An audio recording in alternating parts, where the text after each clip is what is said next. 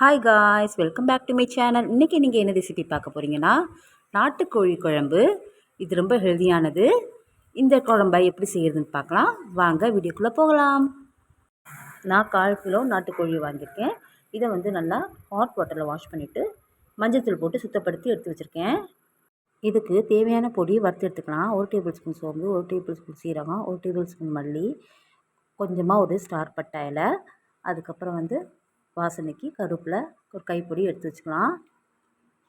நீங்கள் வரமிளகா போடணும்னா காரத்துக்கு சேர்த்துக்கலாம், அது ஆப்ஷனல் தான். நான் காரத்துக்கு மிளகு சேர்த்துருக்கேன். அடுப்பை கொஞ்சம் லோ ஃப்ளேமில் வச்சு கொஞ்சம் மிதமான சுட்டை வறுத்து எடுத்துக்கலாம். பாருங்கள், நல்லா வறுபட்டுருச்சு. இப்போ ஸ்டவ் ஆஃப் பண்ணிடலாம்.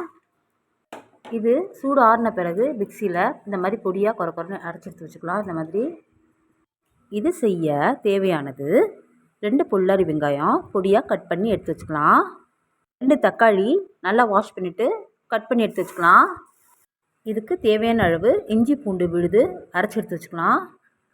இப்போது கேஸ் ஆன் பண்ணிவிட்டு குக்கர் அடுப்பில் வச்சுக்கலாம். தேவையான அளவு ஆயில் ஆட் பண்ணிக்கலாம். எண்ணெய் சூடானதும் ஸ்டார் பட்டையில் சோம்பு சேர்த்துக்கலாம். இது எல்லாமே நல்லா வதங்கினதும் கட் பண்ணி எடுத்து வச்சுருக்க வெங்காயம் சேர்த்துக்கலாம். வெங்காயத்தோட பச்சை வாசனை போகிற வரைக்கும் நல்லா வதக்கி விட்டுக்கலாம். வெங்காயம் நல்லா வதங்கி வந்ததும் காரத்துக்கு பச்சை மிளகா சேர்த்துக்கலாம். நான் 1 சேர்த்துருக்கேன். உங்களுக்கு காரம் அதிகம் வேணும்னா 2 சேர்த்துக்கலாம். பச்சை மிளகாய் நல்லா வதங்கினதும் அரைச்சி வச்சுருக்க இஞ்சி பூண்டு விழுதை சேர்த்துக்கலாம். இதோட பச்சை வாசனை போகிற வரைக்கும் நல்லா வதக்கி விட்டுக்கலாம். பாருங்கள், நல்லா வதங்கி வந்துருச்சு. இப்போ கட் பண்ணி வச்சுருக்க தக்காளி பழத்தை சேர்த்துக்கலாம். சேர்த்துட்டு நல்லா பச்சை வாசனை போகிற வரைக்கும் வதக்கி விட்டுக்கலாம். எல்லாமே நல்லா வதங்கினதும் 1/2 டேபிள் ஸ்பூன் மஞ்சள்தூள் சேர்த்துக்கலாம். இது கூட 1/4 டேபிள் ஸ்பூன் மல்லித்தூள் சேர்த்துக்கலாம். 1 டேபிள் ஸ்பூன் மிளகாய்த்தூள் சேர்த்துக்கலாம்.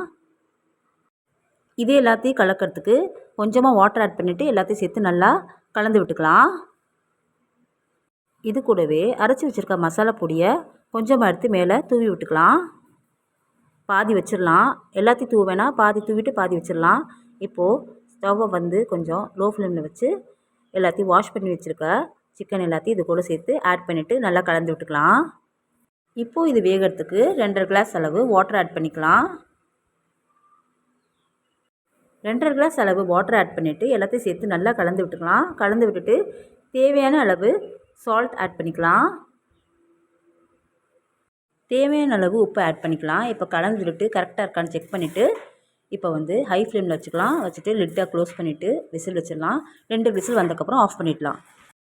குக்கரில் ஏன் வைக்கிறோன்னா, நாட்டுக்கோழி கொஞ்சம் லேட்டாக வேகும், அதனால் நம்ம குக்கரில் வைக்கிறோம். 2 விசில் பாருங்கள் வந்தாச்சு, நல்லா வெந்து வந்திருக்கு. இப்போ மீதி வச்சுருக்க பொடியை இது மேலே தூவி விட்டுட்டு நல்லா கலந்து விட்டுக்கலாம். இப்போ 2 நிமிஷம் நல்லா கொதிக்க விட்டுட்டு ஸ்டவ் ஆஃப் பண்ணிவிட்டு வேற ஒரு பாத்திரத்தில் மாற்றிக்கலாம்.